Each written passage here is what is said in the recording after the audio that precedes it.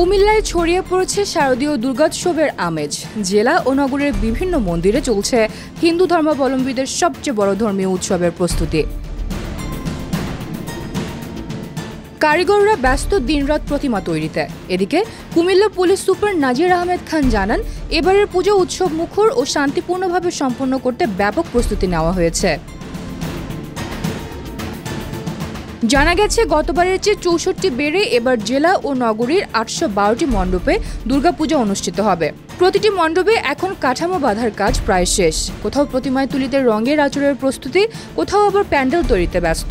প্রতিটি পূজা মণ্ডপে এখন দিনরাত এক করে প্রস্তুতির মাঝে বিরাজ করছে সেই প্রতীক্ষায় দেবীর মহাগমন। ঢাকের বাদ্যি, ধুনুচির ধোয়া, সিঁদুর খেলা আর অঞ্জলির প্রার্থনায় প্রস্তুত সনাতনী লোকেরা আনন্দে ভেসে যেতে।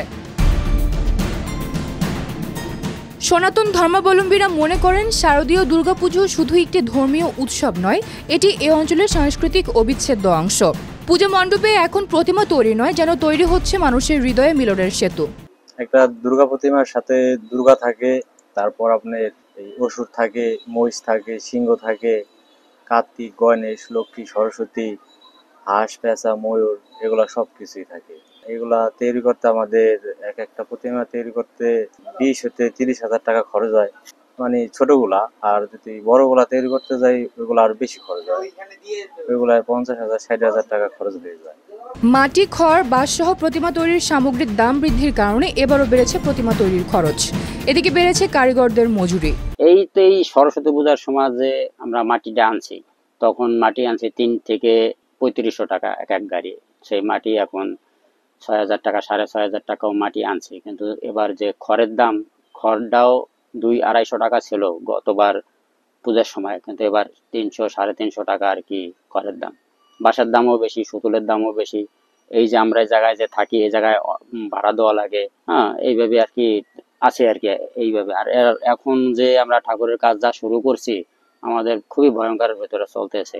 আমরা এখন বর্তমানে কারিগর আছে 6 জন। প্রতিটি মণ্ডপে থাকবে 3 স্তরের নিরাপত্তা ব্যবস্থা, সিসিটিভি, স্বেচ্ছাসেবক ও পর্যাপ্ত পুলিশ। পুজোর শুরু থেকে বিসর্জন পর্যন্ত নেওয়া হয়েছে নিশ্চিদ্র নিরাপত্তা ব্যবস্থা। এবারে দুর্গাপূজায় নিরাপত্তার ভিত্তিতে আমরা 3টা অংশে ভাগ করেছি: পূজার প্রস্তুতির সময়, পূজাকালীন সময়, প্রতিমা বিসর্জনের সময়। এবং এই সময়ে জেলা পুলিশের পক্ষ থেকে শৃঙ্খলা নিরাপত্তা ব্যবস্থা রয়েছে। জেলায় আপনারা ইতিমধ্যে জেনেছেন 818টি পূজা মণ্ডপ তৈরি হচ্ছে।